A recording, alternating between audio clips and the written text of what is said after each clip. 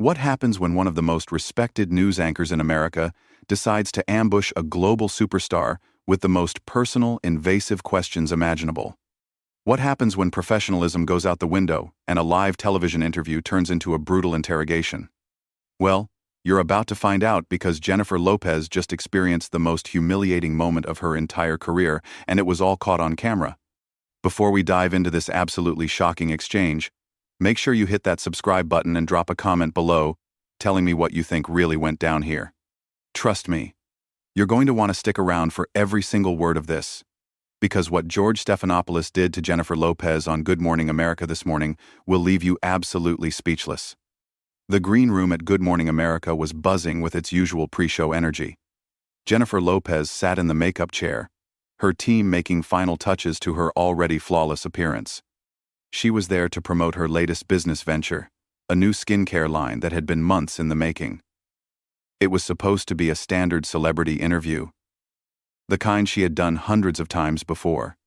5 minutes to air, Miss Lopez, called out a production assistant, clipboard in hand. Jennifer nodded, checking her reflection one last time. Ready as I'll ever be, she said to her publicist Maria, who was standing nearby with a nervous smile. Remember, keep it light, keep it positive. Talk about the skincare line, maybe touch on the new music, but nothing too personal, Maria whispered. Of course, Jennifer replied, though something in the back of her mind felt uneasy. She had noticed George Stephanopoulos seemed unusually distant during their brief pre-interview chat.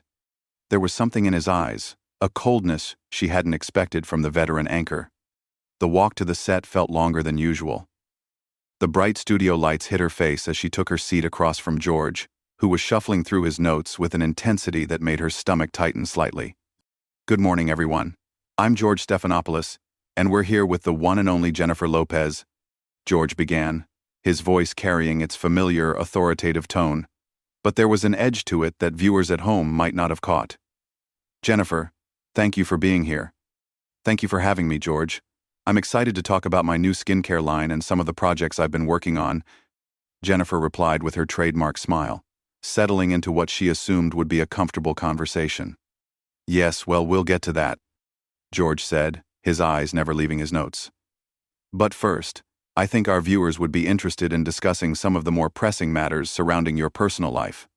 Jennifer's smile faltered just slightly. This wasn't the direction they had agreed upon. Oh.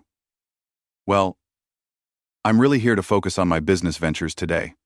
I understand that's what you'd prefer, George continued, his tone becoming more pointed.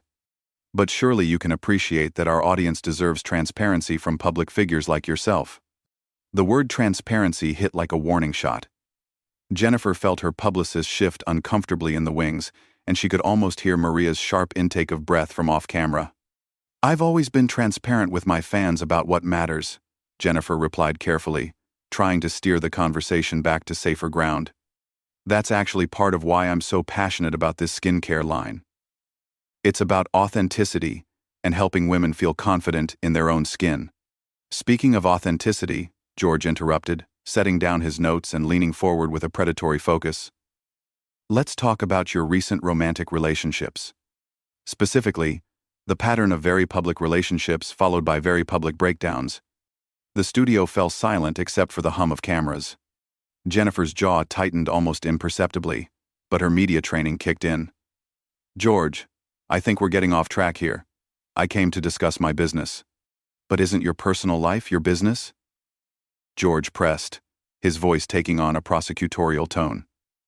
You've built a career partly on being America's sweetheart, the woman who believes in love. Yet you've been engaged 6 times to 5 different men. Don't you think the public has a right to question whether this is authentic or simply a marketing strategy? Jennifer's eyes flashed with something dangerous. The comment about her engagements was a direct hit, and George knew it. Her hands, perfectly manicured and folded in her lap, tensed slightly. My personal relationships have nothing to do with my professional accomplishments, she said, her voice maintaining its composure but with an underlying steel that wasn't there before. I think it's inappropriate to reduce a woman's worth to her romantic history. I'm not reducing your worth, George replied with false reasonableness. I'm simply pointing out the discrepancy between your public image and your private choices. You sing about love, you act in romantic comedies, you sell this idea of finding the one, yet your track record suggests otherwise. My track record suggests I'm a human being who has experienced love and loss like millions of other people. Jennifer shot back, her professional mask beginning to slip. The difference is, I don't get to grieve or heal in private. But you choose not to heal in private, don't you? George continued his assault. Every relationship is a media spectacle. Every breakup becomes an album or a movie or an interview tour. At what point does genuine emotion become performance? The question hung in the air like a toxic cloud. Jennifer stared at George for a long moment, and viewers could see the exact second she realized this wasn't going to be the interview she had prepared for. This was an ambush, plain and simple. Are you seriously questioning the authenticity of my emotions on live television? She asked, her voice dropping to a dangerous whisper that somehow carried more weight than if she had shouted.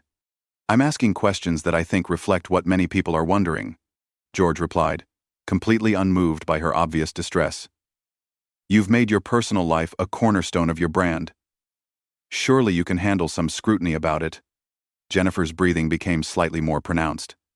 Her team off camera was frantically trying to signal the producers, but George seemed determined to push forward with his character assassination disguised as journalism. Let me be very clear about something, Jennifer said, her voice now carrying a warning that anyone with sense would have heeded. My personal life is not your entertainment. My pain is not your content, and my relationships are not your business to dissect for ratings. But they become our business when you put them in the public sphere, George countered with infuriating calm. You can't have it both ways, Jennifer. You can't profit from publicity when it serves you, and then claim privacy when it doesn't. The accusation was like throwing gasoline on a fire. Jennifer's eyes narrowed, and for the first time in the interview, George seemed to realize he might have pushed too far. But instead of backing down, he leaned in even harder. Let's talk about your children, he said, and with those 5 words, he crossed a line that should never be crossed. The moment those words left George's mouth, the entire atmosphere in the studio shifted. It was as if the temperature had dropped 20 degrees in an instant. Jennifer's face went completely still, a mask of controlled fury that was more terrifying than any outburst could have been. Excuse me? She said, her voice so quiet that the audio technicians had to strain to pick it up, but every syllable carried the weight of a mother's protective rage. Your children, George repeated, apparently oblivious to the fact that he had just stepped into dangerous territory. Max and Emmy. They're teenagers now, and they've had to watch their mother's very public romantic life play out in the media. Don't you think that's had an impact on them? Jennifer's hands were no longer folded peacefully in her lap. They were gripping the arms of her chair so tightly that her knuckles had gone white. You will not talk about my children, she said, each word delivered like a bullet. But surely as a mother, you must consider how your choices affect them. George pressed on, apparently mistaking her controlled anger for weakness. They've seen you with multiple father figures, they've been through multiple relocations, multiple family structures. Child psychologists would argue that this kind of instability can be damaging. Stop, Jennifer said, holding up one perfectly manicured hand. Stop right there. But George, either driven by some misguided journalistic crusade or simply drunk on his own power, refused to stop. I'm simply asking if you've considered the psychological impact of your romantic choices on your children's development. It's a fair question for any parent in the public eye. A fair question? Jennifer's voice rose slightly, the first crack in her professional composure. You think it's fair to psychoanalyze my parenting on national television? You think it's appropriate to suggest that I've damaged my children because I've dared to seek love and companionship? I think it's appropriate to ask these questions when someone makes their family life so public, George replied, his tone maddeningly calm. You've brought cameras into your home, you've featured your children in documentaries, you've made them part of your brand. Surely that opens the door to discussion about their well-being. Jennifer stood up so abruptly that her chair rolled backward. The sudden movement caught everyone off guard, including the camera operators who had to quickly adjust their shots. You have absolutely no right, she said, her voice now carrying the full force of her anger, to sit there and question my ability as a mother. I'm not questioning your ability, George said, remaining seated, which somehow made his position even more condescending. "I'm questioning your judgment." The distinction was meaningless, and everyone in the studio knew it. Jennifer's team was now frantically trying to get the producers' attention, making cutting motions across their throats. But the producers seemed frozen, perhaps realizing they were witnessing television gold, even if it was coming at the expense of human decency. "My judgment?" Jennifer repeated, her voice dripping with incredulity. "My judgment as a mother is to love my children unconditionally, to provide for them, to protect them, and to show them that a woman can be strong and independent and still believe in love. If you have a problem with that, then the problem is yours, not mine. But is it really protecting them when you subject them to this constant media attention?" George continued his relentless attack. "Every time you start a new relationship, they're photographed with your new partner. Every time you break up, they have to read about their mother's heartbreak in tabloids. How is that protection?" Jennifer took a step closer to his desk, her posture radiating barely contained fury. "You want to know what's not protection? Having some sanctimonious news anchor tear apart their mother on live television while they might be watching. You want to know what's damaging to children? Having someone they've never met make assumptions about their family and broadcast those assumptions to millions of people. I think you're deflecting," George said, and with those 4 words, he sealed his fate. "Instead of addressing the legitimate concerns about your children's welfare, you're attacking the messenger." "Legitimate concerns?" Jennifer's voice cracked with disbelief. "From you? What makes you qualified to have concerns about my children? Are you a child psychologist? Are you a family therapist? Or are you just a man with a microphone who thinks he has the right to judge how a woman lives her life?" "I'm a journalist asking questions that reflect public interest," George replied, clinging to his professional dignity even as it crumbled around him. "No," Jennifer said, pointing at him with a finger that shook slightly with rage. "You're a bully hiding behind a press badge. You're using your platform to tear down a woman because you think it makes for good television." The accusation hit its mark. George's composure slipped just slightly, a flicker of something uncertain crossing his face. But instead of backing down, he doubled down. "I think you're being oversensitive," he said, and with those words, he committed the ultimate sin in the court of public opinion. "Oversensitive?" Jennifer's voice rose to a level that made the audio technicians wince. "Oversensitive? A man just questioned my fitness as a mother on national television? And I'm being oversensitive? You're reacting emotionally to perfectly reasonable questions," George continued, apparently determined to dig his grave even deeper.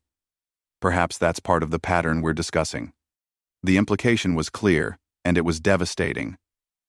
He was suggesting that her emotional response to his attack was somehow proof of his point about her instability. It was a masterclass in victim blaming, and Jennifer recognized it immediately.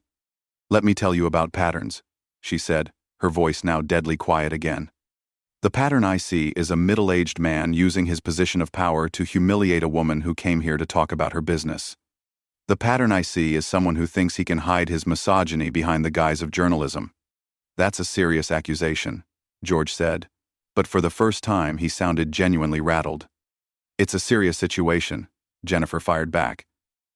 "You've spent the last 15 minutes trying to reduce me to nothing but my romantic relationships.